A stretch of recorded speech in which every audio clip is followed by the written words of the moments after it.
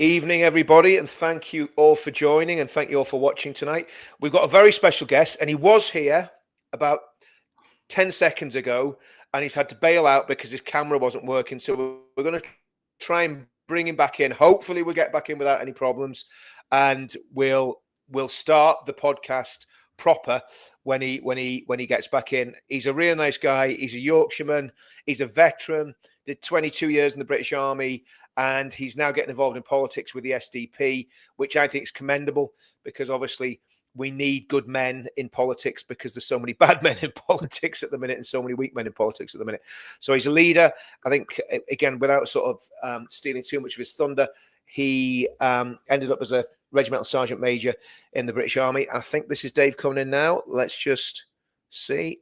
We've got the same problem, I think, with the thing, but we'll add him in anyway. Let's have a look. What if I can do it that way? No, that's not going to do it. Okay, we'll add him anyway. See what happens. Right, Dave, can you hear us, mate? I can hear you, yeah. Yeah, we've got the same issue with the camera there, Dave. I don't know if you can just mess about with it, see if you can get anything going at your end. Yeah, because it's just not showing any camera there at all. As long as nobody minds, Dave's what I'll tell you now. Dave's a really good-looking fella, so you're actually really missing a treat tonight, ladies, when you're not seeing Dave. But if we can't get seeing Dave in person, we'll bring him on. Are you happy enough to do it without your face showing, Dave?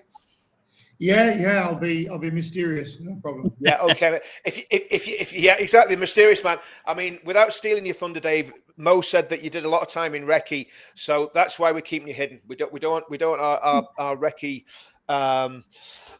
elite soldiers having their faces shown on Richard's YouTube video. So next door. Anyway, let's crack on. If you get the camera sorted out, great. If you don't, we'll just go as you are.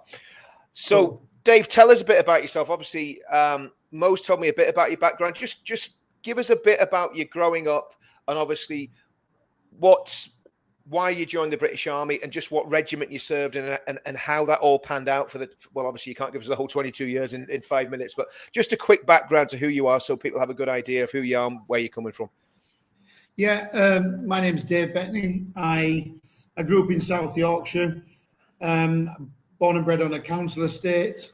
Like most people in South Yorkshire, I'm 55, like most people in South Yorkshire at that time, you should have 3 choices. But 2 of them were taken away from me. So the one was the steelworks. They shut down in the early 80s, just before I left school. And then the pits shut down just after I left school, through the issues with the miners' strike and what have you. So the only sort of 3rd option or 4th option was Dole. But the 3rd option was the army. There was no jobs as far as the eye could see. Nobody knew anybody who had a job. So I had flirted with the idea of joining the army from being a kid because I think we all had action men and stuff like that. But in the end, I think it was I was chosen out of a cast of me because there was no other jobs. So I joined, but I never looked back. I did enjoy it, and well, I say enjoyed it. Not initially when I joined in 1987 because the army was a different place then. There was a big issue with bullying and stuff like that. Yep. And also it was a different time. I remember being on my Lance Corporal card in 1989, and he's quite wise, the RSM of that period. He says, you're going to see a change in the army now over the next few years. He said, because the people who are in charge now on the warrant officer senior NCO scale, he said a lot of them had the choice of going to Borstal or joining the army.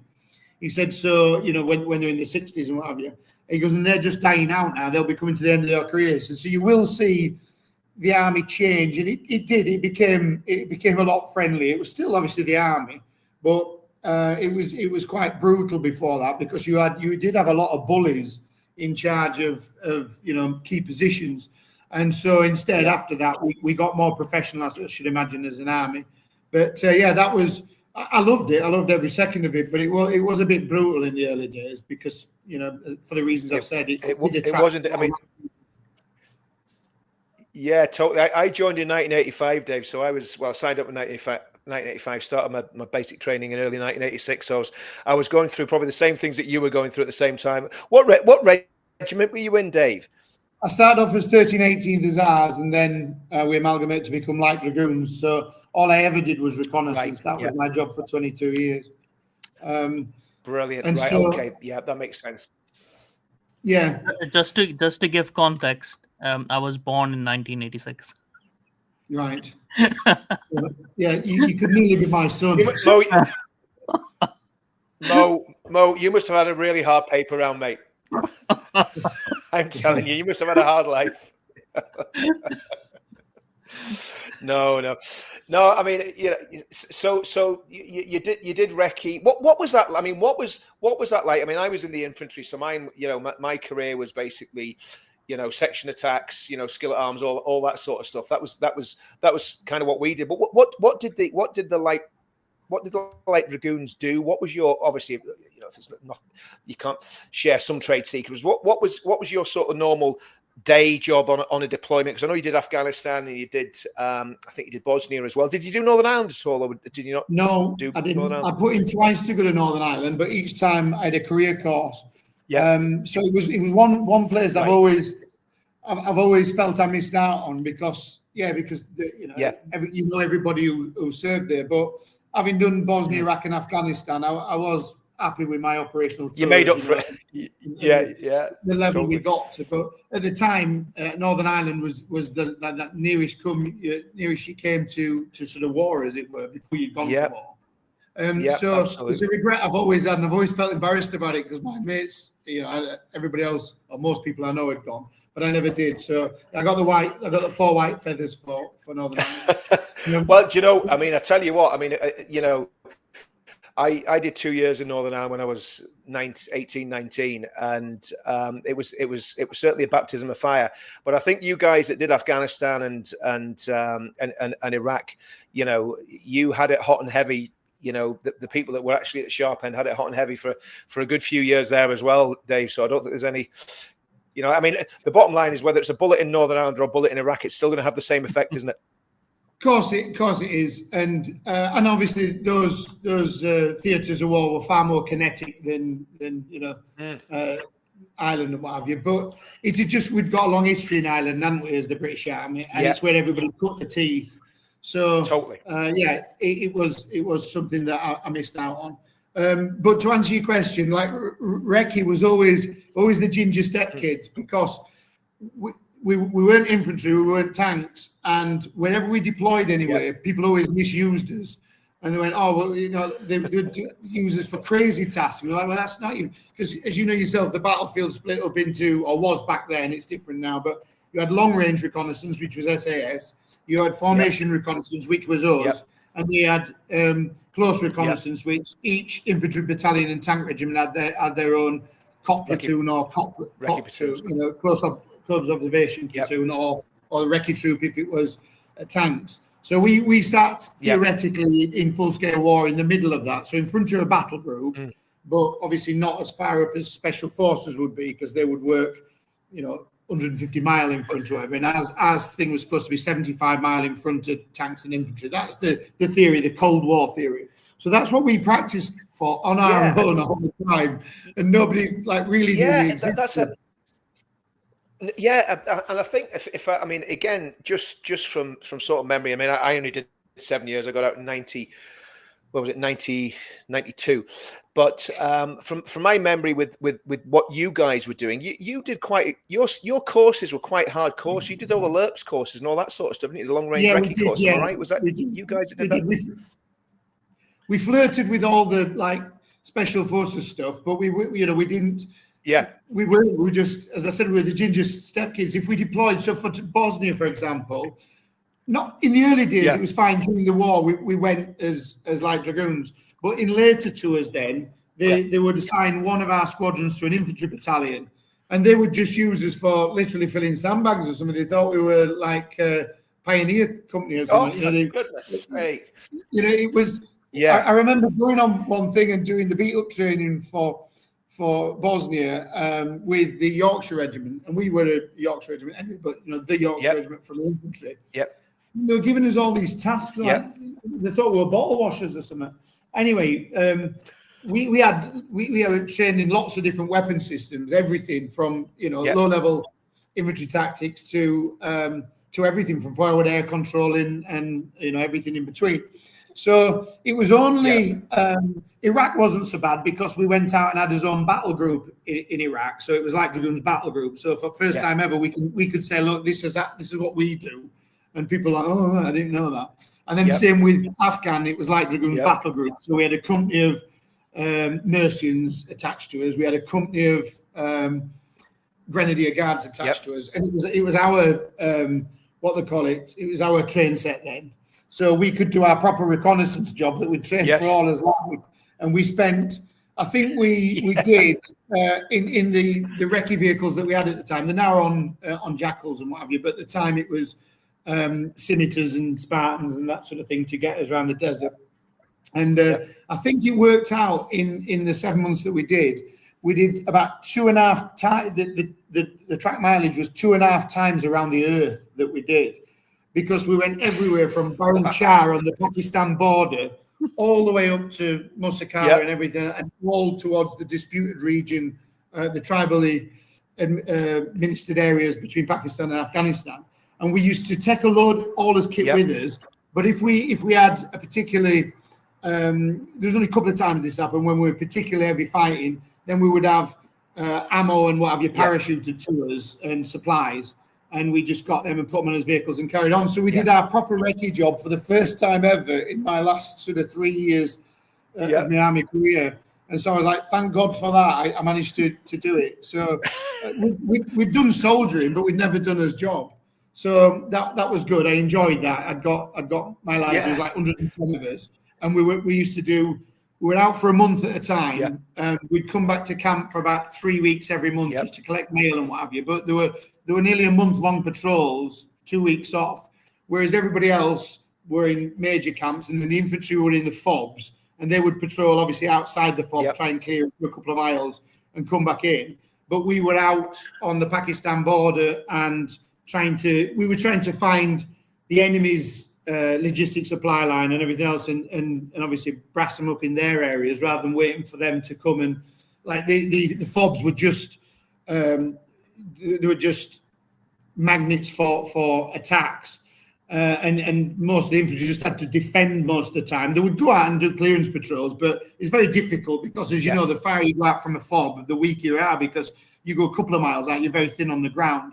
So they had to stay and hold the ground, the infantry lads, but we went nosing about hundreds of miles in the area of the rear area of the enemy, and just had some fun finding them and mixing with them.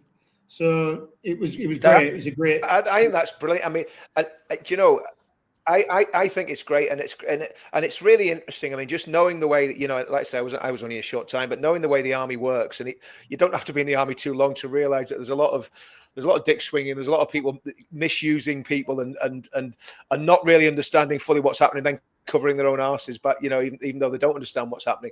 So just with you saying about the way you were completely, your skill set was completely wasted until the last sort of 3 years, it just shows you the inefficiencies in some of what goes on, doesn't it? Which it did, but the problem you had the problem you had in reconnaissance, remember, to be in charge of a battle group, the only way you're in charge of a battle group, the only cap badges that count is if you're infantry or cavalry. And the only way you get in charge of a battle group is if you're a tank regiment, not a recce regiment. Because the only time we went to Battus was to play enemy. We never went to Battus as a regiment to practice the skills within the battle group, because we didn't work within a battle group. So we suffered from our senior commanders never became brigadiers really, or in charge of a battle group, because that wasn't our thing. So when we were given to people, nobody had experience with us, and so they were like, "All right, well, we've got some areas we need to clean or whatever," and so we just like, "Oh my god." So it was only when Afghan come along, and it was proper reconnaissance territory for our type of reconnaissance, which was more find, fix, and strike, as opposed to just snuggling up, spotting them, and reporting. This was going out, finding them, and destroying them. And we had all that firepower. Yeah. We had 16 30mm cannons with us. We had javelin troop. We had I had a forward air controller on my vehicle and one on support troop as well. And we had everything at our disposal.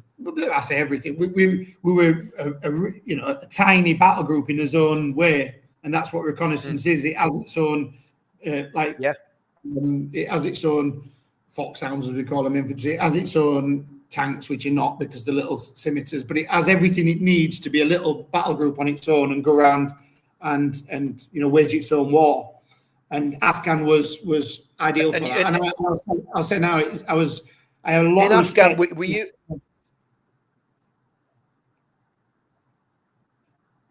Go on, mate. Lost you there, Dave. Say that again, mate.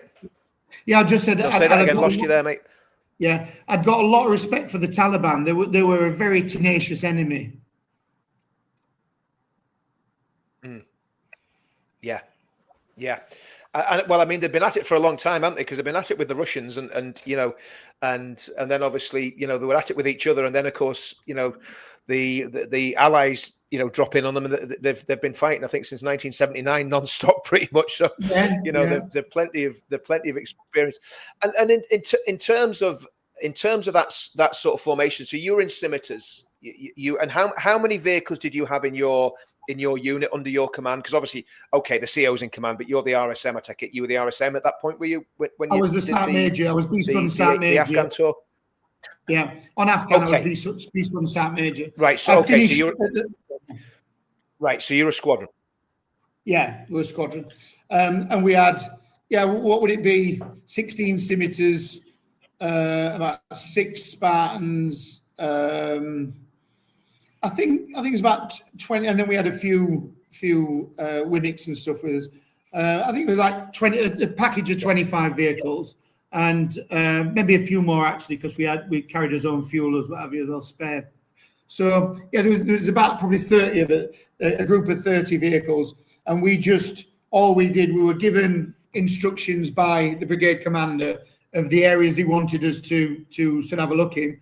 And some days were really long and boring and filled with flies, and others it was just kinetic as hell. It was just big massive firefights, and it was great. You were either bored to death or just about to meet death. That was the sort of thing.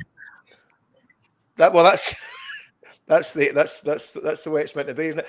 And in terms of success, I mean, would you say, obviously the different roles, but would you say, in your own experience, were you having more success than the FOBs were having? Because obviously the FOBs, I suppose, are about, sort of static, like you say, very, very short range foot patrols and winning hearts and minds and that sort of thing. Do you think in a military context, you were having more success and I suppose killing more of the enemies is what we're talking about than the infantry guys that were in the FOBs? I think everybody claims to have more kills than everybody else, but I would say, I had mates who were other Sat Majors in the FOBs that I knew from Sandhurst, because I was a CQMS at Sandhurst years and years before, so I knew a lot of the infantry boys anyway. And they were defending themselves for most of it, and they were under a lot of pressure. But it was different for us. We were going out, finding them, and hitting them at their place. So I'll not give you a number, but we neutralised a lot. I'll be honest, a hell of a lot. And so bang for the buck, I think we delivered. For the cost it would cost to put us in the field, I think we got a great return. Having said that, there was an endless supply of new recruits for him. So I don't think we'd have had enough resources ever to make much of a difference overall. But we did. To an extent, for my career anyway, and for our time out there in the desert, it was probably, I'll say, it was our finest hour. We did really well. Yeah. No, it's good to hear, and it's just hearing that from a different angle, because I didn't actually know that you guys were doing that role out there. So I mean, the fact that you guys were doing that role, which is really quite a sort of, I mean, it's almost you know, everyone talks about special force all the time, but it's kind of just like one tier down from that, really, isn't it? What you guys were doing, because again, normal infantry regiments, because they're so kind of big, and you know, it'd be difficult for an infantry regiment to do what you guys were doing. So you guys were probably the only unit or units, the light, you know, the light recce guys would be the only units that could actually do that role. There's nobody else could really do it, could they? There was a group from the Paras run, which was called Task Force. I can't remember the name of it. There was them, submarines, and whatever else it was. But they didn't have the fluidity that we had, and they didn't have the protection. They didn't have the ability to. And truthfully, they were great soldiers, obviously, but they weren't vehicle soldiers. So you've got to be a bit of both, because you've got to be able to milk it and get it working again. Rather, nobody's coming to help you. So you've got to be very self-sufficient. And so, yeah, we were a different beast, because we were like, you know, half man, half wheels, whereas the infantry mainly just all boots. And so that's where we come into a zone, because it was our bread and butter to get a vehicle from A to B over really shitty land when you don't expect it to get there.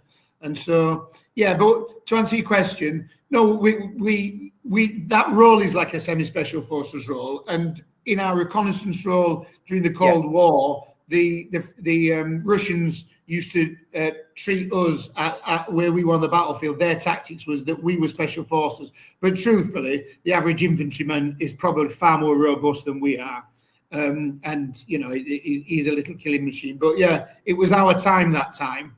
And we, you know, luckily, for all the skills we learned all the years from all these different courses and stuff, we finally got to put it into thingy rather than just emptying the bins and what have you for everybody else. So, yeah.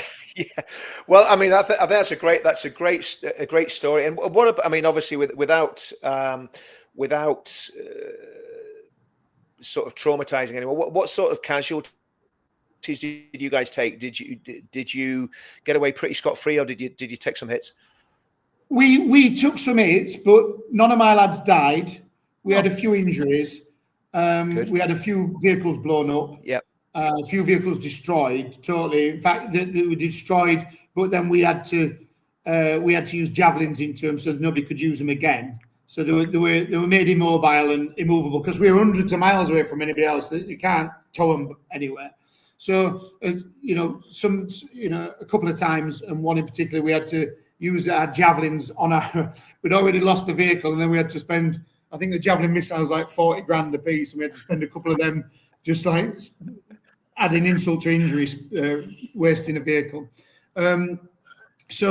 We did, and I did as the sergeant major out there. Obviously, I'm in charge of prisoners, I'm in charge of casualties, and I'm also then fighting on a flank myself for most of the day, because we even our REMI guys, we give them an area to like our fire support and what have you. So they were really hands-on. They loved it, and I had a lot of time for the. I was going to say that. I just thought, I thought you spanner wankers, but once they're out there, they absolutely proved themselves to be amazing at the job, and they were up for a fight every time. Yep. They're like, wow, and they loved it. I think the guys, I keep in touch with a couple of them. I always say it's the best soldiering they've ever done. Yeah, it's so. Yeah, it's so true, because when we were in West Belfast, obviously it was nothing like what you guys were seeing in Afghanistan, but it was tense enough, and we used to take some of the cooks out on patrol, and they used to love it. We probably shouldn't have done it, to be quite honest with you, but we used to take them out, and they had SLRs. For some reason, we'd SA-80s, they'd SLRs. So you'd have a patrol, and then you'd have this cook with an SLR, not looking like you really knew what he was doing, but they love going out and deploying. So no, that's great. They're great stories, Dave, and I mean. I think that the other thing is what you're giving there is a positive story, because you hear so much negativity now from people that's done Afghan and people that saying, oh well, it was a waste of time and this, that, and the other.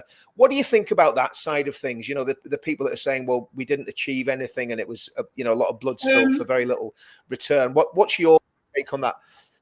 I'll give you my take, but just to answer the last bit of them, we did lose some light dragoons. We did have some lads killed out there, but just none of my lads. And so, some paid the ultimate price. And I think I remember it was Light Dragoons Battle Group when I was there, but I think out the battle group, I don't know if it was, I think for R2, it might have been for the year, but I think it was R2. I think we lost 35 or something like that across the board. I think 35. I remember the Grenadiers. My mate was company sergeant major down there, one at Forbes, and they'd got 8, and we weren't too far away. We came in the morning, and we helped them get the bodies because they'd been out on a clearance patrol, but they'd made a mistake. They'd gone to the same place a couple of times, and they'd put an IED in there, and a section, 8 blokes all got done in a wanna.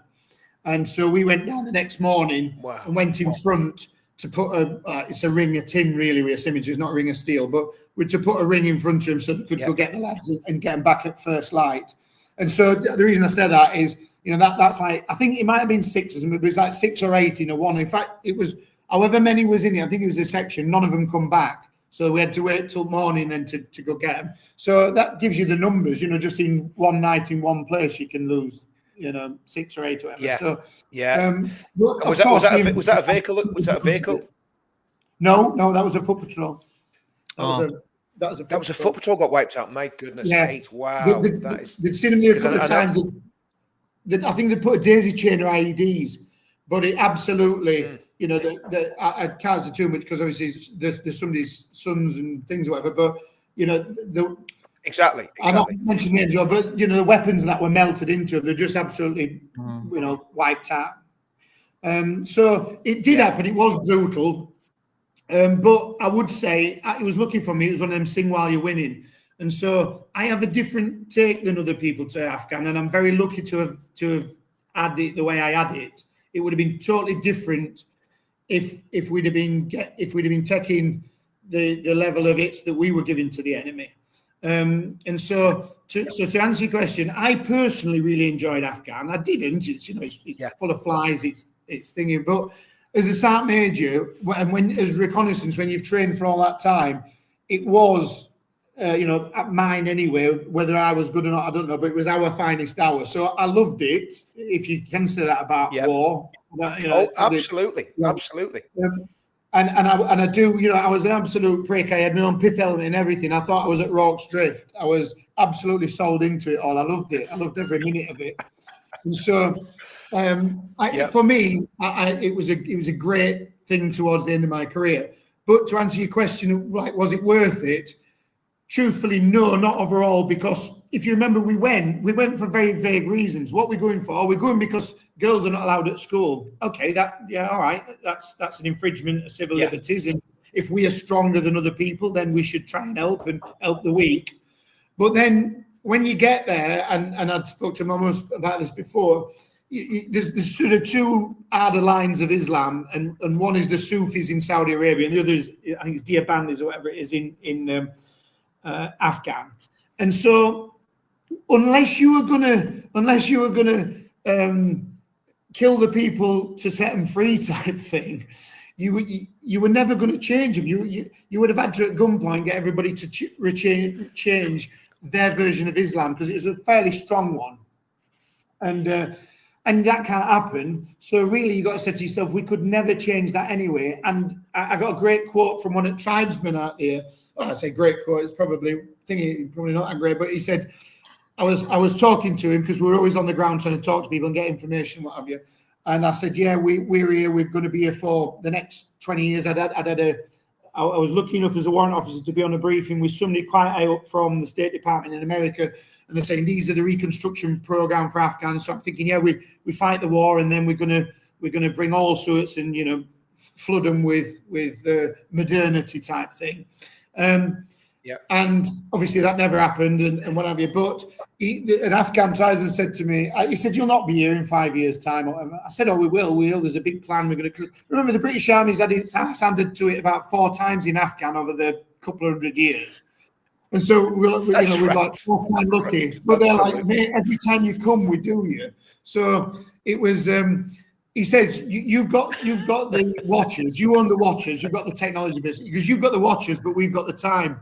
Like, yeah, you have, because if you sat in your own land, eventually that's what they say. That's yep. There is a onus on, actually, if you think about it. It's not just now. It's even during the time of Alexander, when he tried to, conquer it, but actually went around it, sort of a thing. It's always been the British Army's graveyard, Afghanistan. Yep.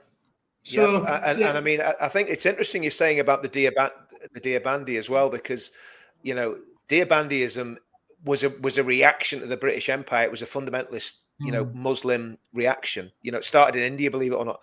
I think it's a place called Deoband somewhere in India, and that's where it started. And the scary thing is, 40%, at least 40% of British mosques are Deobandi. Yeah. Sunni Deobandi mosques. Yeah, and nobody ever talks about that, because obviously the Deoband.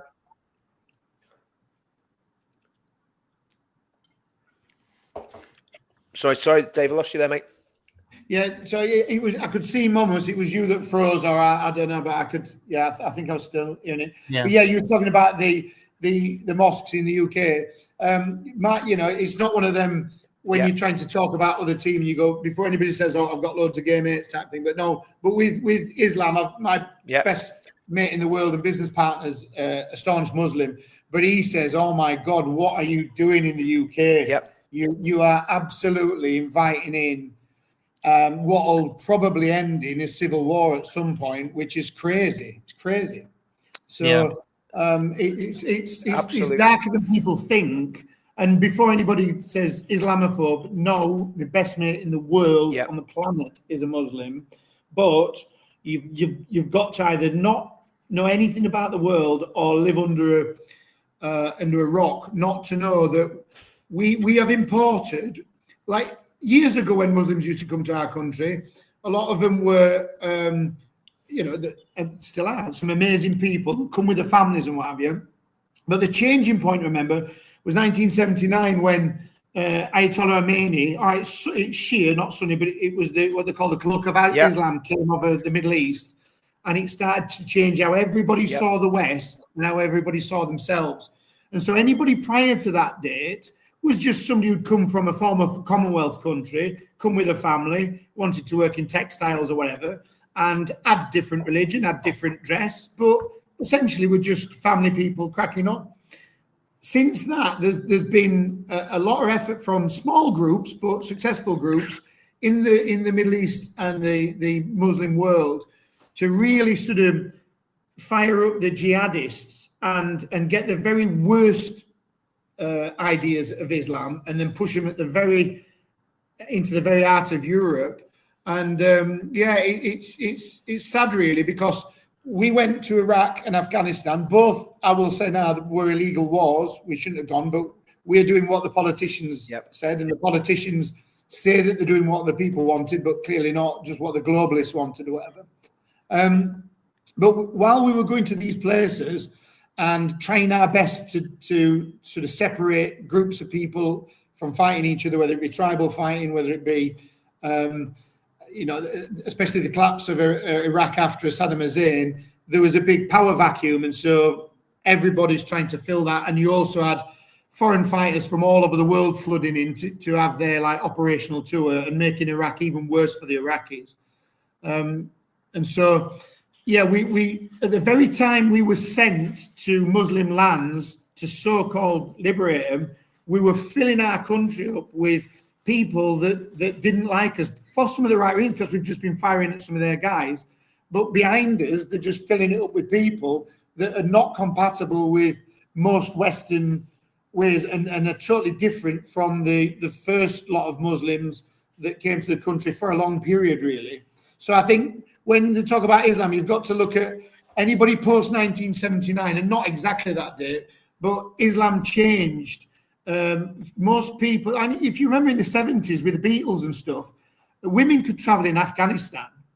You could. It was a big hippie place for people to travel through, and they're the same tribal people, the same whatever. Why did they also all of a sudden some of them become quite barbaric? Because when the Cloak of Islam came down under Ayatollah Khomeini, it changed a lot of the way people used to see Islam and worship it and preach it before that date until after. So I think that's quite, it's quite significant in itself that Islam changed after that date? You I can think say like even during the 1970s is where where Pakistan changed itself, when General Ziaul Haq came into Pakistan and did a court martial and put Bhutto, who was the prime minister, to death, and he took over. That's when he started Islamizing Pakistan, because before that, Pakistan used to be on the English Penal Code. It was Pakistani Penal Code, which was based on English common law. That's how they used to operate. And then General Zia came in and he started putting Sharia into Pakistan law, and he opened up I think so. Before that time, there were like few hundred madrasas only in Pakistan, and after that, they came like I think so 50,000 or something madrasas, and they started growing and growing and growing. At that time, people thought, oh, it's a good thing. People are gonna where education cannot be reached. Saudi Arabia and Qatar were even at that time in 1970s, Saudi Arabia and Iran actually at that time were funding the madrasas in Pakistan. Also, it would be really good, they can educate, but they didn't realize what they were educating on was not really education, but they were being radicalized. yeah, And that's where indoctrination. Yeah. exactly. So even when the Pakistanis that have come into Britain after 1970s are a completely different breed of Pakistanis than the ones that came before. And you can see like the ones that came before have a very different view. They have eventually become more moderate in how they appear and stuff. Like we can discuss the ideology itself, right? So ideology itself outside of people, and we can say the ideology is corrupt, whatever, because that's what I say as an ex-Muslim, that there's a problem with the ideology. But obviously how people take on ideology and how they work with it is a bit different than the theological discussion itself. So they are like there is a strain of Muslims, like even in Arab. That's why I can understand your Muslim businessman friend as well, because Arabs got rid of this, like prosperous Arabs from Dubai, from Kuwait, from now Saudi Arabia is trying to do that as well. They're trying to get rid of these people, a lot of them. That's why even like someone like Osama bin Laden had to go to Afghanistan to actually practice his radical ideas, because it wasn't acceptable even in Saudi Arabia. So it goes to show like there is a problem in that region where they are more receptive. The Yobandis are more receptive to the radical Islam, and we start getting these people uh, into United Kingdom, and we don't realize, and we don't then monitor the mosque as well. If someone says, okay, we should monitor mosque, the straight response is like, oh, why don't we monitor churches? Well, I don't see any Christians going around and bombing places, so obviously we have an issue. And when people bomb places and when people do terrorism activities, it harms everyone. It's not just one group of people, it harms everyone. So I think so like that is true. Like, it's a very important point what David is saying as well. Like at the same time, when we were killing Muslims in their own countries forcefully, giving them liberal democracy, which obviously you need centuries of of a civilization coming to the point where they themselves accept democracy, right? They have to elevate themselves. You can't force these things onto other people. But when we went out, we started enforcing. Maybe there was a minority in those countries that were already receptive of democracy, but not the liberal democracy, but not the majority. So we're forcing that on them. We're killing their people, right? And we're destroying their country for absolutely stupid reasons as well, because there were no weapons of mass destruction anyways, as we found out later. And then at the same time, we're flooding these people in from other places, right? So it's all connected, because for a lot of Muslims, especially who are radical, it's all one ummah. So if something bad happens in Iraq, the Pakistani Muslim is going to feel as much aggrieved, and they would want to Yeah. do something if they are more Well, radical. that's It's a right, and constant thing. that's what oh, what's that girl that was on Paul Thorpe's channel, Lubna. That's what Lubna said. She's, because I said to her, I says, look, does the Muslim community not feel aggrieved that you've now got loads of Muslims coming in to your areas that are a lot more radical than the normal than the normal run-of-the-mill Muslim. And she says, no, a lot of them embrace them because they see them as their brothers in the faith. So, and in the book, I think it's Among the Mosques by Ed Hussein, he was saying that the problem you've got in places like Manchester now and Bradford is that the young Pakistani Muslims are now getting influenced by the older Syrian, Iraqi,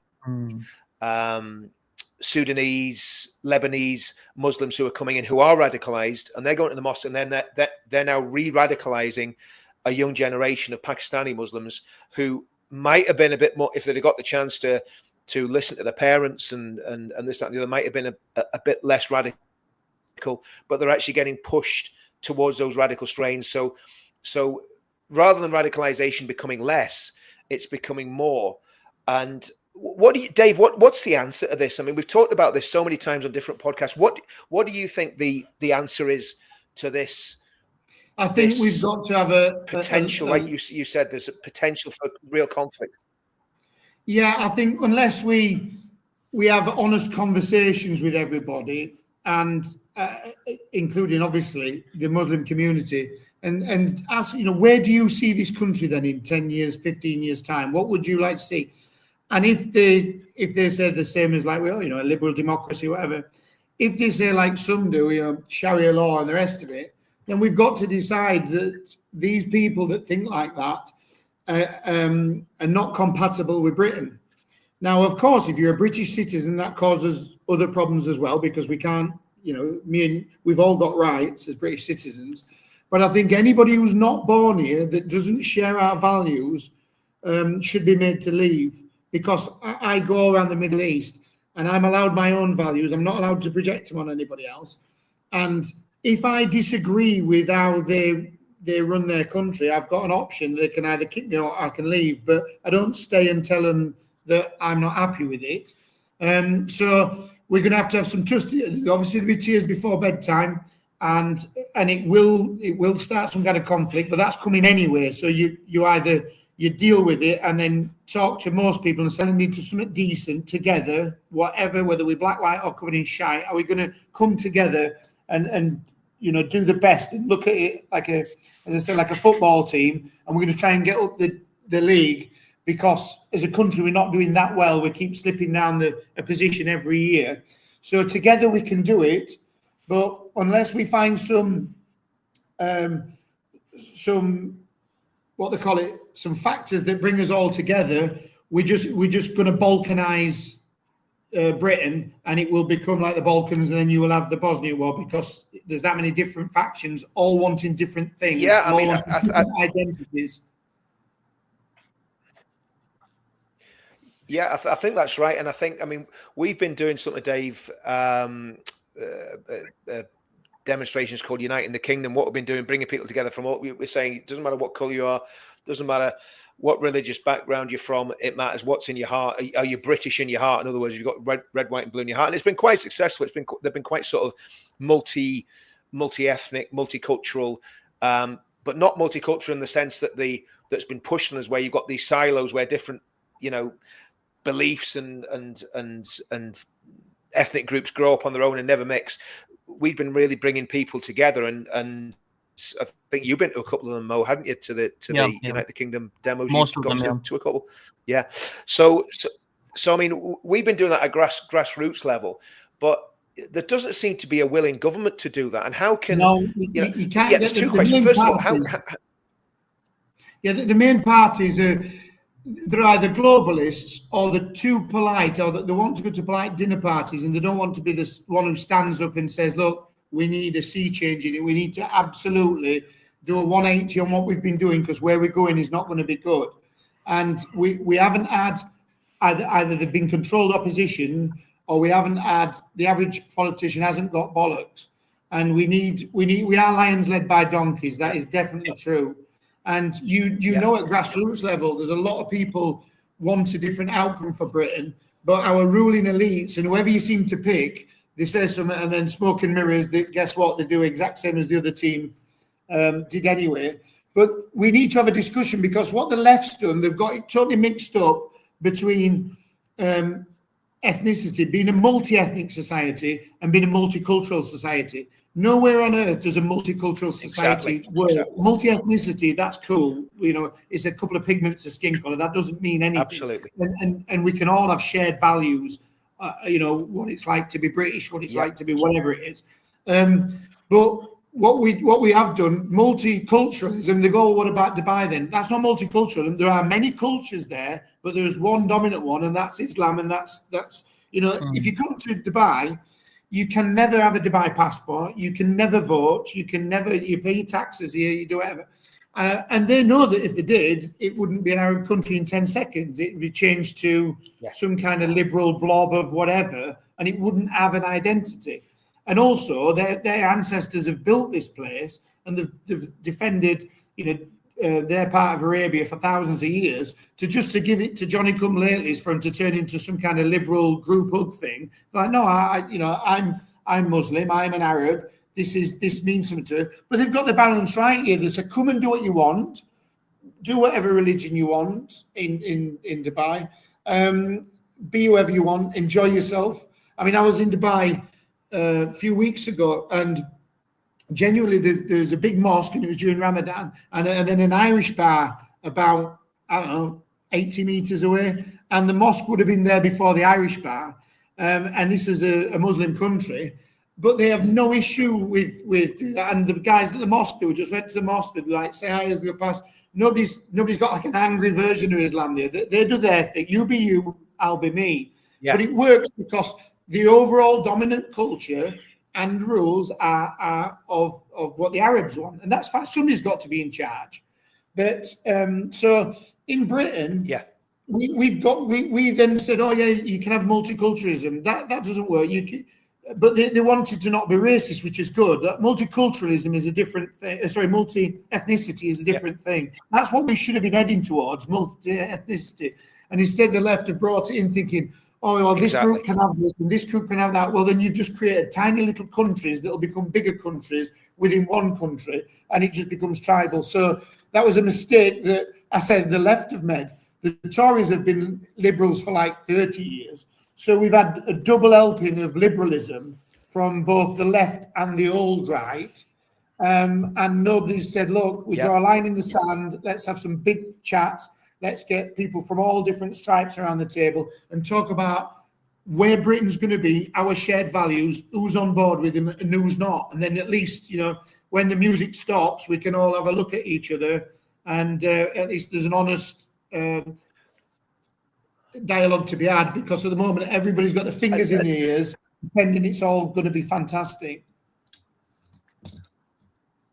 And the thing is, Dave, I mean, sadly, the way things are going, I mean, I've no faith in reform whatsoever, and they seem to be the only party on the centre-right that seems to have any chance of challenging the status quo at the minute. Obviously, there's a lot of things bubbling under the surface. Ben Habib's looking at something. SDP, you guys are doing stuff. UKIP that I'm involved with are doing some good stuff. But it seems like we're going to get, Farage, which seems to be Tory Party Mark II, and the problem is, Dave, what happens to the country if we don't have this discussion and we don't have these open, honest debates about what's happening with these extremists, how they can be de-radicalized, if they can't be de-radicalized, and it seems like they can't be. If you look at what's happening in the prisons, these guys have been in prison for a long time. Nobody seems to be making great strides at de-radicalizing any of these people. What is that? What is the future for the UK? What do you think it'll look like if we don't do something about this in 10 years' time? If we don't do something, it will end up like the Bosnia War. It will, the Balkans War. You will have loads of different enclaves. You will just be one dysfunctioning country of pockets of different people with different, ardent lines, both left and right, and everything in between, and different religious and ethnic groups, I should imagine, which always happens when a country goes to pot like that. But what we did, we lost not the people. Most people are switched on, but our ruling classes. There's a thing we've always carried as Britain, which has been an handicap for us. If you look at our ruling classes, right from 1066, when William the Conqueror came over, if you look at it took about, so everybody spoke, it wasn't the same language then, but spoke English at the time, apart from the people that came over. And remember, they were all Vikings to an extent, but the ones from France who came over. But it wasn't until literally Queen Elizabeth where we started writing stuff in English, because everything at the courts was always done in French, in like the palace and what have you. And so we had been, we'd been sort of, our aristocracy had fallen in love with the French way. And even today, you see sort of aristocrats, they'll kiss each other on each side of the face when they meet, like French do and that sort of thing. And that was never an English thing, because they still have that sort of. So what I'm trying to say is there's always been tension between our ruling classes and our people, because they were originally different people. And then if you look at it, when by the time it gets into the 17th and 18th century, they've always fawned over everything Europe. So if you had money, you did the grand tour. You went to Italy and you went to Rome, and you came back to your country houses and you built neoclassical follies, and they were always in love with Europe, but nobody was in love with us. Quite rightly, we were a bit rough-assed and that sort of thing. But all our ruling classes always thought, they always held Europe put it on this pedestal, and always put England down.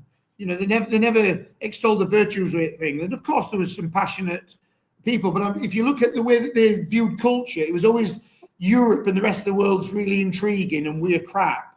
And truthfully, we probably were, because Europe didn't pile here in numbers anyway and go, oh, you've got to do the English tour. It's amazing. If you're a rich Italian and a rich, Spaniard, you wouldn't come and do the English tour like they all went to tour Europe. And so they've always thought it were better over. We as the working classes have always been just proud of our lot, even though we lived in a novel.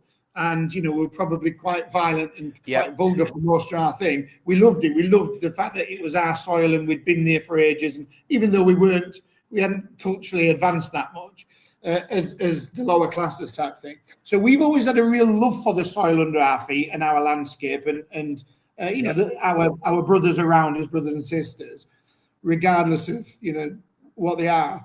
And our ruling classes have always thought we needed to be like dragged into Europe or dragged somewhere else because we're just not cool enough, or not, we're too uncouth, should I say. Yeah. So I think part of that is. I agree. Yeah, so I was just going to say, so you've grown up with nobody really, apart from the odd aristocrat that, loved his land and maybe loved his thingy. Most people in power never really loved England. They always loved somewhere else. And so you get it today with liberals. They'll say, they'll go, well, what's British culture anyway? Is it just egg and chips and tracksuit bottoms or something? And whereas anything else, they'll go to I don't know, the South American jungles, or they'll go to see the Aborigines in Australia, and they go, oh, it's amazing, and they've got this paint on the face, they've got these didgeridoos, and they make a big fuss about them. And it's crazy because they love everybody else's culture, but hate ours because they think it's too trashy.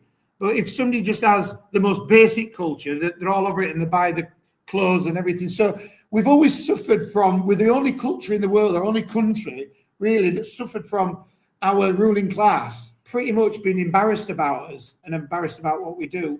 And that's never really changed. So it's rare you get somebody in power that goes, do you know what?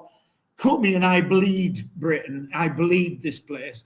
They just go, well, we could sell it off and I could always move to Dubai and we could, they don't see it as like a forever home, like the people have, and like people have all over the planet. They see their home as a forever home, and ours have not. So I think that's one of the things we've suffered from. How we move forward with that, well, slowly we get people up there that are passionate about the country, that are passionate about communities. Again, whatever stripes you are, it doesn't matter. But we only build a good country if we've got good communities and not split in all to many different communities. So we need, it's easier said than done under our first past the post system. If we didn't have that, you would have seen Britain change a long time ago, and people in position that just loved the country. And that is a good thing, because if you love the country, you'll do anything to defend it, to make it prosperous, to make it better for the next generation. And so Yeah, we haven't got to give up, because even though Reform are on an eye at the moment, I am suspicious that Mohammed, their chairman, that he'd worked for Goldman Sachs and then came into politics from nowhere at 37, 38, just like his mate who worked for Goldman Sachs and came into politics at 37, 38, Macron from France. I'm not saying he's his mate, but what are the chances that you work for somebody that has circular ownership of BlackRock, and then, hey, guess what? You're just at top of a party. So there's and Ben Habib is actually backing, as for the Donny Mayor at the moment, he's endorsed us. So, there has been a split in Reform. People who can wake up will realise that it's not. It's been. It's what they call it. It's smoke and mirrors, really. And now the people involved in Reform, a lot of them, their heart's in the right place, but already it's been, in my opinion, it's been took over. I agree. I totally agree, David. I mean, I've been banging this drum and supporting UKIP since the elections, before the election, and I kind of wobbled a bit just coming up to the election. I thought, well, UKIP's got no chance of doing anything, so I kind of promoted Reform a little bit before the general election, and then regretted it bitterly. It was peer pressure from Paul Thorpe, but no, I think the reality is that we need to find a way, Dave, of bringing the SDP. I've always said this: the SDP, UKIP.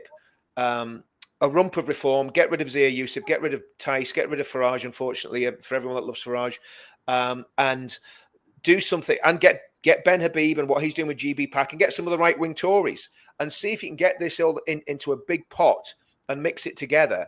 And I mean, Mo's been telling me a lot about the SDP, over the last few months. And at the end of the day, I don't think there's a cigarette paper's difference between what we all believe, to be brutally honest with you. I think the big problem that we've got, there's not. I was a UKIP member for about 10 years, and I only left UKIP when it sort of melted. I was just a member, but when it sort of melted in 2018, really. And Henry Bolton, who'd been briefly the UKIP, that was my fault. Henry Bolton, and Henry come over to the SDP. So you've got a lot of like-minded people. But in pockets all over the place. But the difference is it's an ego thing. Nobody wants to give their party. Not an ego thing, but you've seen it so many times when they amalgamate. For example, with the SDP and the Liberals, when they amalgamated to become the Liberal Democrats in 1990, the SDP got kicked to grassroots, and so did the Liberals. They didn't die, and that's where the SDP got picked up and became Eurosceptic about 6-7 years ago. It was in mothballs, but they brushed it off, because you can't kill a political party unless you decommission it with the whatever it is, the electoral commission. Electoral. And so because they've done that, as I said, the SDP sort of started a revival, but it didn't benefit anybody when the SDP and Liberals amalgamated at the end of the 90s, or the original parties did anyway. So it's not always, I get you, the more divided you are, the harder it is. But somebody has to pick one of the parties and rally around it. And that's very difficult, because if you go all in, as you've seen with Reform, it can just get took over, and you're like, oh God, if they'd have kept their independence, everybody, they might have given different voices on the same subject. Yeah, but that's the problem with Reform, isn't it? This is why I supported SDP before that, and I, like Richard, regretted as well telling people to vote for Reform before, because with SDP, the thing that I like is that you have an equal voice as a member. You can vote in and out your own leaders. You can vote in and out your policies as well. They are actually protectionist. So they want to protect England. They want to protect Britain. I know, we talk about not having an issue with multi-ethnicity and stuff like that as well, but that doesn't mean SDP supports turning the whole country into 90 Momus, right? Because if you turn the country into 90% Momus, yeah, it would be a brilliant country maybe, but it won't be Britain anymore, right? Because you need the native ethnicity to be in high majority for that country to remain that country. I That's how think Dubai remains Arab. That's how Kuwait remains Arab. That's how Yeah. Turkey remains yeah. Turkish. That's how I Italian think remains I Italian. think though, Mamas, I think that ship sailed now because of Mhm. demographics. I think that ship we've got to look at not what we'd like, but where we're going. So Mhm. we've passed that Yep. point. But what we have to do now is, like I said, get people together from all stripes who have common shared values and just say, where do you want the country going to? Because it's not going to Yeah. go into a nice place. And so we can never make Britain, literally probably from when Blair started having very liberal immigration policies, we can never get that back down, because what we never did, and fair play to anybody that came to Britain, we never told them they had to be a certain way. We just said, be who you are, and that's cool, until what you are is quite, if then you're extremist, then that's not cool, and we didn't realize that. And so we've now got so many people in Britain that, as I said, there's going to be troubled times ahead, I'm telling you now. But how we negotiate that, we can make the landing a lot softer if we rally sooner rather than later, and address some of these issues. And of course, you'll get called worse than shit. You'll get the press, the left-wing press or the liberal press will try and hammer you for everything. But if you get enough voices, and data to get a little bit stronger, I do equate it to when you go, what can be done? What can be done? Remember, in 41 or whatever, but by 42, the Germans had not only took all Europe, but half of Russia and all, and nobody could ever see an end to this. We were all going to be swallowed up by the German nation. There was no way back from it, and we were only on borrowed time as Britain. We just said we'll just defend it to the last man, and it is what it is. And if you'd have run that model, all right, there's certain things with Italy being nuts and a few other things, and they did overreach themselves, but there was chance there for literally the right to run for 1,000 years. And so if you were Brit in 1941 and you just had your ass handed to you at Dunkirk, and you'd had most of your army in Asia locked up in camps by the Japanese or whatever, you'd lost everything, and Europe had all been took and swallowed up. If you'd have accepted and go, oh, well, there's not what you can do, then we wouldn't have been here today. So I'd say to anybody, don't worry if it's past the 11th hour. We can get it back to something like, but we have to understand, like I said at the beginning, it's going to be a lot harder. Every day we leave it makes it 10 times harder and makes the potential disruptions down the road a hell of a lot more serious. Yeah. We definitely have to close the tap. No, I think that's right. And I mean, I think there's a few things that sorry, Mo, was just. Yeah, there's a small lag, Richard. Yeah, that's why.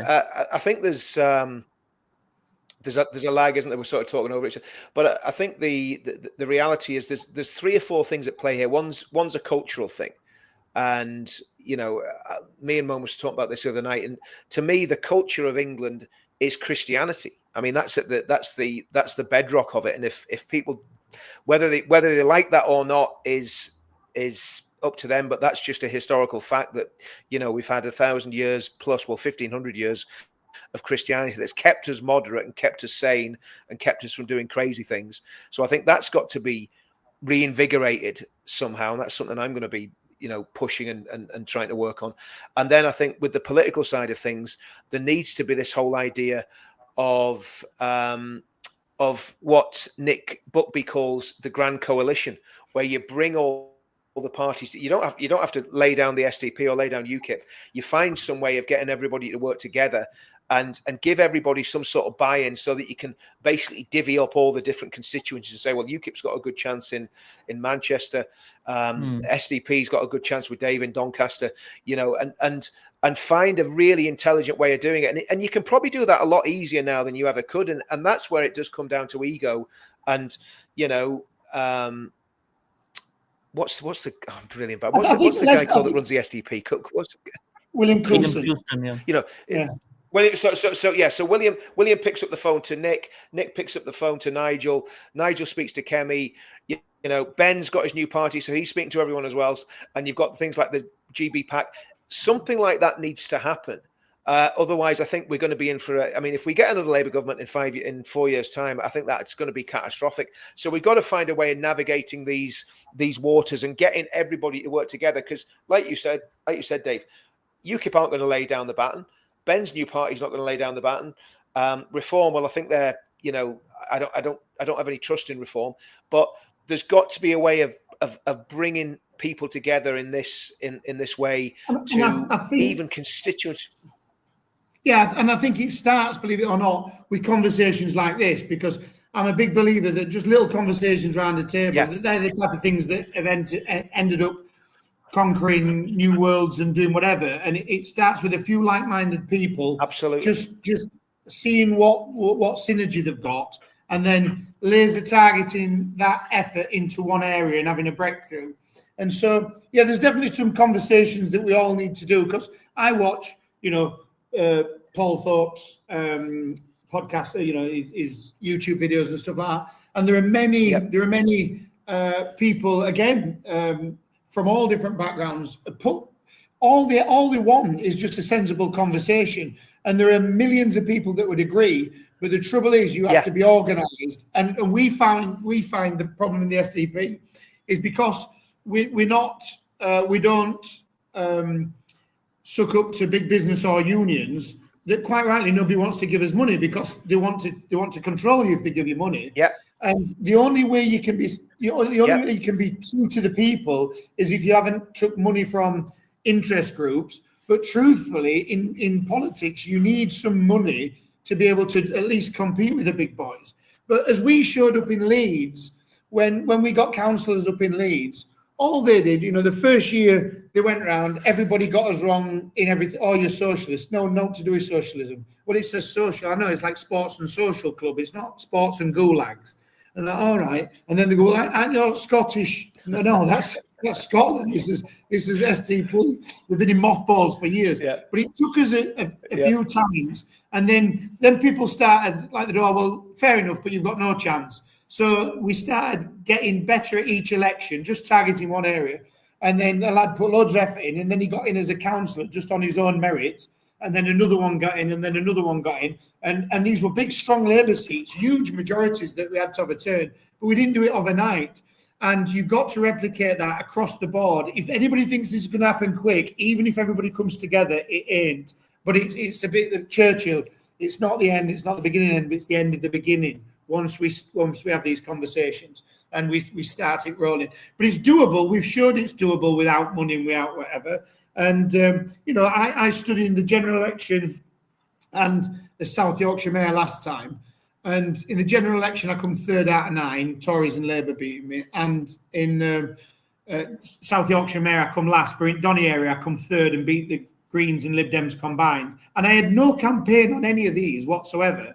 I'd just put a leaflet out. They'd seen me a couple of times then, and they went, actually, he talks sense. And they'll give you, it's hard just to win votes, because everybody, you know, unless you've got the, like Reform, and you've got the trumpets blaring all the time and the drums banging and attention, it's very hard for smaller parties to do that. But I've told you, already I started getting traction. And if you just pick an area and do it, and you're honest, and I've been to different hustings, and the feedback I've got is, and you can see it online, they go, do you know what, he's the only one who talked honestly, because the others talk in riddles, or say, yeah, the reason we like this is because of Blue Team, or the reason we like, no, I get the reasons why, but what are you going to do about it? So I'm telling you now, it's doable. I've seen little movements, and they're going to bigger movements, but we have to accept that Rome wasn't built in a day, and it's very difficult to get the people's trust, because quite rightly, they've seen every new party come in and then be same as the other parties, or every, you know, even main party say, I've changed now. That was so last year. We're not like that. And then, of course, they do the exact same once they're in power.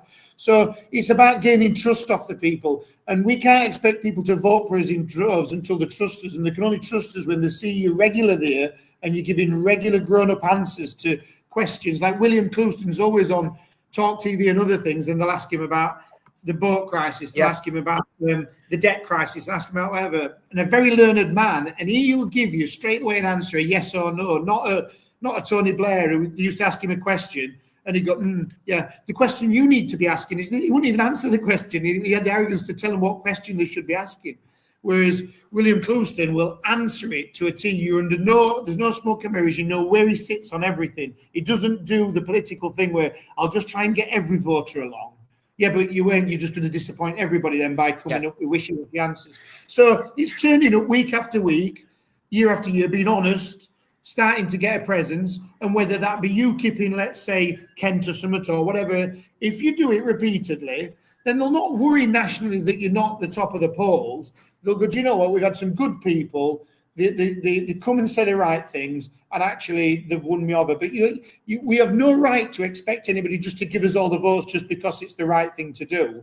They're so busy with the world, paying the bills, running the relationships, and they don't need extra white noise by going there's yet another party who says, but listen to me. So you have to fight for them votes, and you have to fight ward at a time, and you have to accept that it's a long battle. Now, will it be done in time to save everything? Who knows? But unless you start, you can sit here and talk all the time, like for the right reasons, or you can actually make things happen. I want to answer that. Someone asked about ECHR.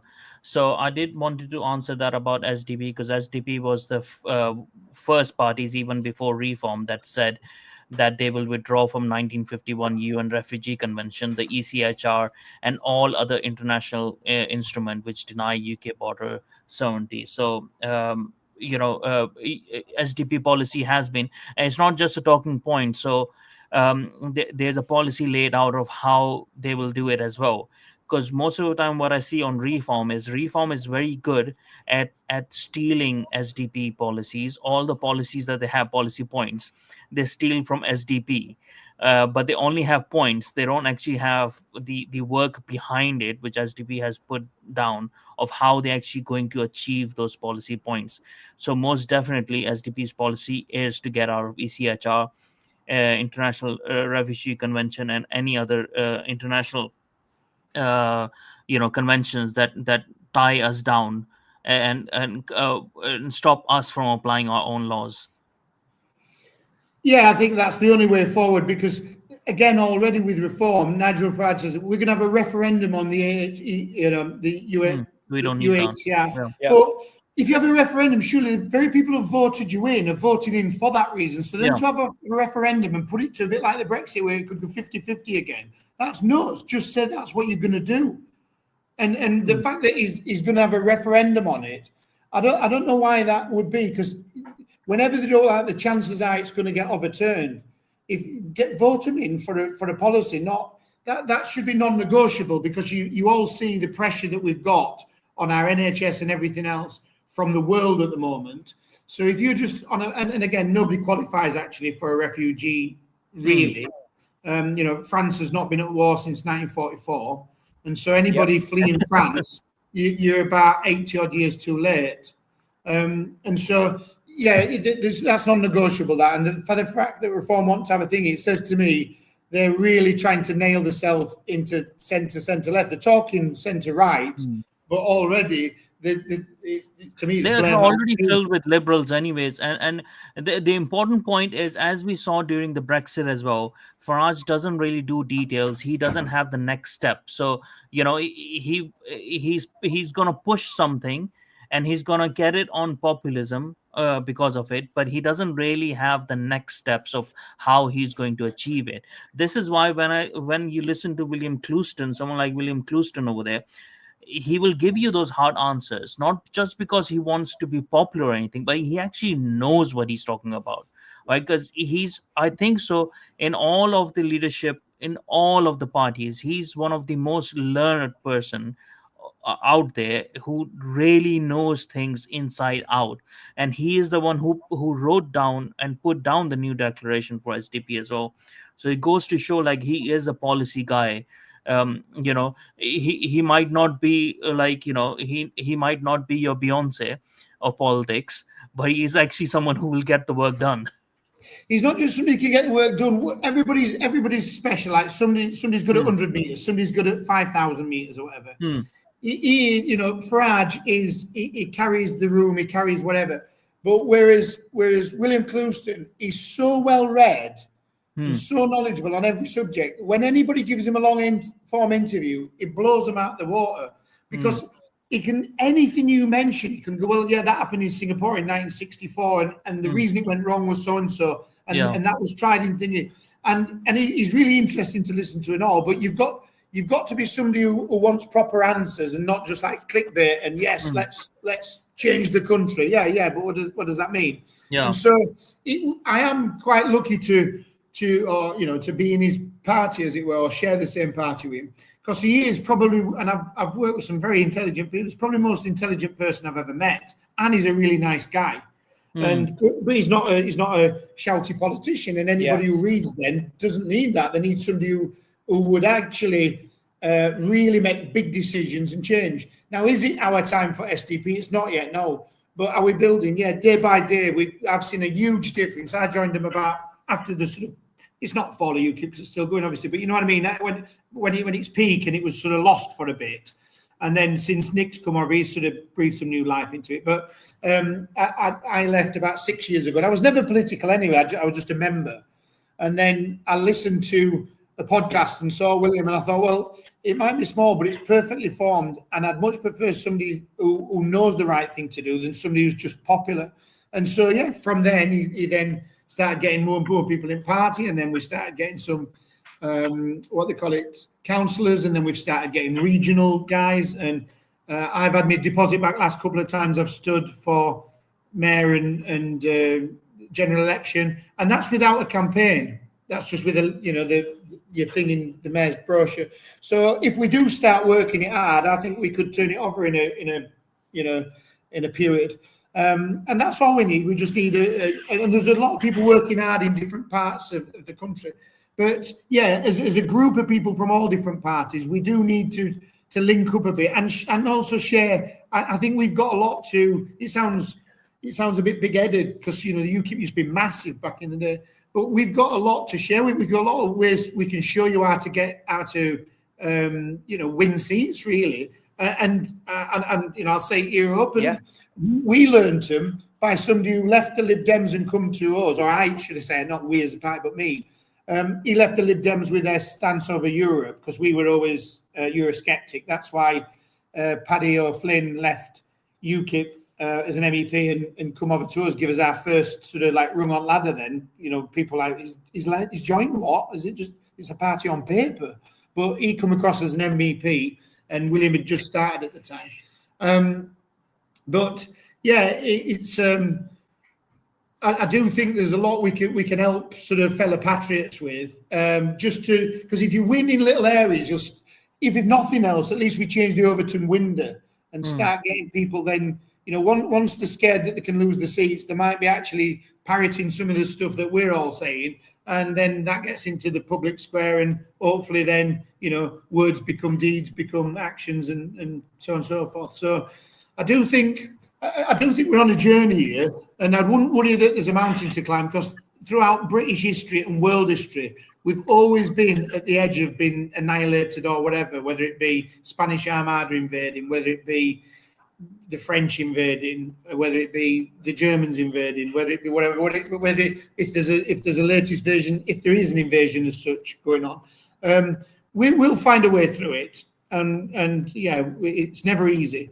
But I do see the steps started. We started building a few years ago, and like I said, I can already see some good green shoots. So it's doable. It's definitely doable. No, it is, and I think these sort of discussions are really important, because if we can have these very laid back discussions where nobody's we're not trying. I'm not trying to get anyone to join UKIP. Well, obviously, I'm trying to get people in the comments, but not trying to get you or Momus to join UKIP. And I think it's almost a bit like the regimental system in the military, Dave, because you think about if you when you were in your regiment, I was in my regiment. If we'd have come across the paras in a pub, we'd have probably fought cat and dog with them, until the the MPs came and nicked us all.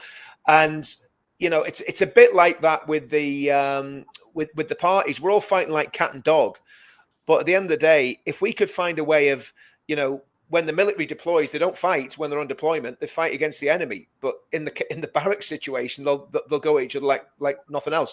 So I think it could be, if we could find a way of getting that same camaraderie where the parties can come together, because most of us know each other and are friends. I mean, I've known Momus a couple of years now. We've done a lot of these podcasts. We're good mates. I know we just need to sit down with like-minded people and have a beer or a meal. Yeah. And then ideas come or don't come from that, but at least you know that there's it's like the old advert, it's good to talk. And so I think if you get enough like-minded people around the table, you'd be surprised what can happen from that.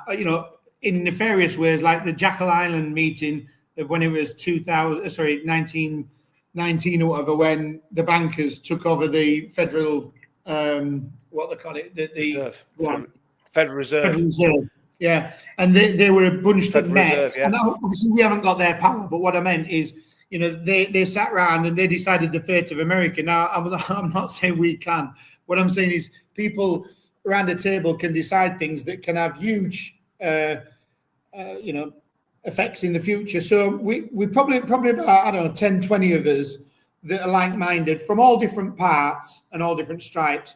Just need to come round because nobody's got a monopoly on good ideas. And there might be something that somebody says, well, do you know what, I'll take that back, and that's good. And if not, it's always good to at least, meet with people that are wanting a better Britain. And I'd welcome anybody coming. But I just think probably more intimately initially, just, 10 people or something around have a dinner in wherever. And then, you'll not be fighting each other in pub type thing then. No, definitely not.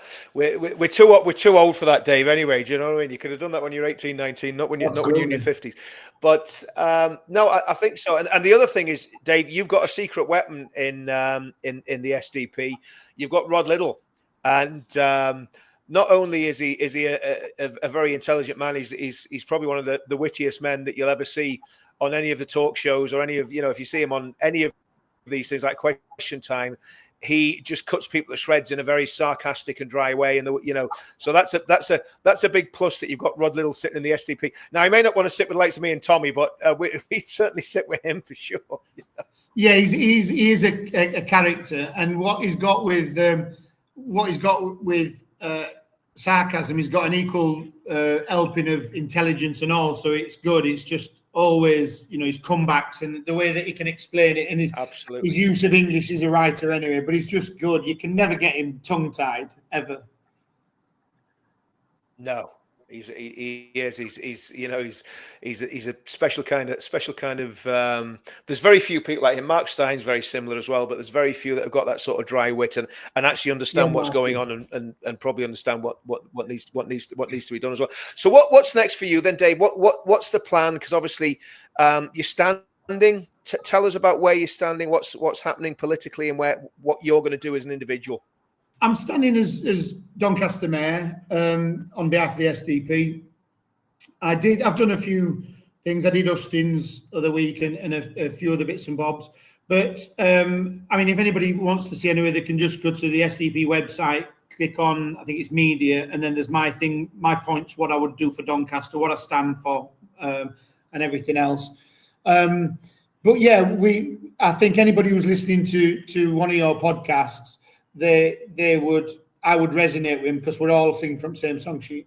So I'm a voice that started to get a bit stronger there. I think I did well at the Hustings. For the feedback I got is that I beat the other candidates purely because since I got out of the army, I've and I do run several fairly large businesses. So I came. It was lucky for me. The Hustings. It was a business Hustings. If it had been something like on child protection or whatever, I wouldn't. It's not my field of expertise, but they got the business community into Doncaster Chamber of Commerce, and they filled an auditorium up and asked us all questions. It's online anyway, Doncaster Chamber of Commerce YouTube, and I just stood up and said what was why the current plans for the airport are probably not happening and what I would do, on the three sort of questions they asked us all. So yeah, I'd like to think from that and the feedback I got that we bring in a better conversation. You know, for example, I'm not knocking him. The guy who's the reform candidate is a 30-year-old estate agent stroke model, and that's cool. But he didn't know anything to say. He had no answers for anything. And he just kept saying, look, well, at the end of the day, the country needs reform. Yeah, it's a good title, mate. It's catchy. It's in your thing anyway. Good. But what would you do? And he had nothing to say. And I felt sorry for him away because he's been thrust into that position. He's a good-looking kid. And, they thought, they were flashing his six-pack all over to, young lasses and what have you. That's great, but they're not voting. It's old women that are voting mainly because it's local elections. So it'll be, people who want a little bit more substance to the questions and what have you. So he was a particularly rabbit in the headlights. And if that's the best that reform can do, that's a bit embarrassing because I'm sure they can do better. They're a big brand now and they're attracting a lot of people. But yeah, so all I'll keep doing is because I call a spade, I don't do any political correct stuff. And it even said on my Doncaster Free Press thing, it says, former regimental sergeant major says he doesn't do politically correct. He'll always do what's morally right. And I do if they say, well, what's your stance on this then? I don't put sugar in it. I go, well, I think like this and I think it for that reason. And I've had it with the BBC when they were doing interviews with me. Well, don't you think that's, I don't know, sexist, racist, or, they always come with an ism or something. They have to eat you something. And you go, no, not at all. Because if you go outside here and talk to most rational people in the street and in the working men's club, they don't think like the BBC. They think like this. And they're like, oh, okay. And so I stand my ground. And that's one thing, if nothing else, you get honest answers. And the more sort of people who throw their hat in the ring in politics and speak honestly, the others will have to start doing it. And so, yeah, I'm just saying what we're all thinking when they ask me questions. And Ben's backing you as well. That was David, pretty good. Ben agreed to do it. And so in the mayor booklet that goes out to every house in Doncaster, there's me and 12 of the candidates. But on mine, it's got Ben Habib saying, forget what colour party you normally vote for. This is about the best man for the job, because we didn't do politically correct and said best man for the job. And he goes, by far, with his military and then his business experience, and that he was born and bred in South Yorkshire. He said, this is without doubt the best candidate. And so it was a great endorsement from him, and I really appreciate him doing that. And it wasn't for him to stick two fingers up at reform, because a lot of people know each other in the background. Our lot asked him, and he went, as a former regional sergeant major, and because I've never seen him do wrong and whatever, I'll back him because I do think he could bring real change to Doncaster. So he gave me full endorsement, which was a bit of a coup, really, to have somebody who was the second in command of reform last year say, whoever you vote for, whatever your party are, it should be Dave this time. So that's nice. Dave, I hope you don't mind. I've just put your email on the screen there. If you want to take it down, I can take it down. But I'm just thinking, if people want to get in touch with you that are in the local area, it's david.bettney@sdp.org.uk. Yeah. Okay. That's it. So if you want to get in touch with Dave, guys, if you want to get in touch with Dave, because obviously we're going to bring this to a close now, because we've took an hour and a half of your time there, Dave. And do you know what?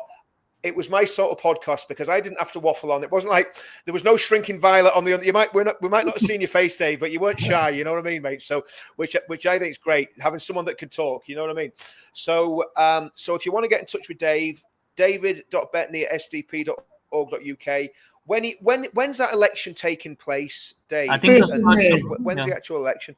Is it 1st of May? So we've got about 2 weeks away. 2 weeks away. Okay, 2 weeks out. Well, guys, if you're in that Doncaster area, I know there's not many people on tonight. It's 578. Or if you know people in the Doncaster area, let them know about Dave. Let them know what he's doing. Get in touch with him by email. If you like what you've heard tonight, get in touch with him. Have a chat with him. This isn't party political. As everyone knows, I'm on the NEC UKIP.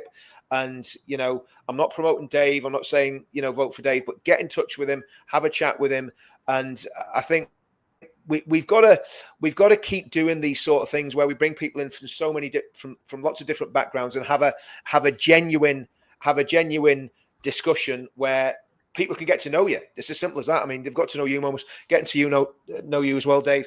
And we've done it on Paul's channel time and time again when we brought people on and just giving them free reign. And as long as we're not getting any goose-stepping Nazis or weirdos, we're happy enough to give anyone a platform that talks sense, because that's what it's about. It's about common sense. Dave, thanks for coming on, mate. And it's been a fascinating podcast. The stuff about Afghan, really excited, really exciting to hear all that, to hear, how your regiment did in Afghan. Great to hear about the business stuff, and obviously we genuinely wish you all the best for the election and hope everything goes well. Can people find you on social media anywhere else apart from through the SDP website? You've got your own channels? No, it's just the SDP email, really. But I'll answer anybody's question. Okay, that's fair enough. Yeah. And I think, I mean, obviously going forward, we'll try and get you on a few channels as well, Dave. And just if you want, we'll try and get you a bit more profile with some of the people that we know and get your voice out there so that people know you. Because the reality is, sadly, social media is where it's at now. So we're gonna have to start pushing. All of us are gonna have to start pushing our videos and doing more and more of this sort of stuff. Well, Dave, thanks very much for that, mate. Really, really enjoyed it, guys. Thanks for everyone that's watching. Sorry I didn't do much with the comments. I was too busy listening to what Dave was saying to actually focus too much on the comments tonight, guys. So, and again, Momus, thanks for coming in and introducing us. So we'll do it again. We'll do it again another time, Dave, because that was good, Steve. Enjoyed that, mate. Yeah, I can tell you about the last 15 years building businesses in Iraq and what that's been like. Yeah, building businesses with the very people that we were trying to kill each other only a few years before that. It's been a journey. But thanks ever so much for your time tonight. Go on. Yeah, I mean, yeah, absolutely, David. Thank you for coming on. It's been a pleasure. And like I say, I'd definitely like to do that. Find out about the stuff in Iraq, because again, that's all about reconciliation stuff. If you can build businesses with people that we were literally at war with, well, that could be a skill set that we need in the very near future if we can start bringing people together and having a sensible outcome to what's happening in the country instead of all the crazy stuff that people are predicting. So, absolutely, good building stuff. bridges. Dave, thanks very much. Thank you. Exactly, reconciliation, 100%. All right, cheers. Thanks, guys. See you soon. Yeah.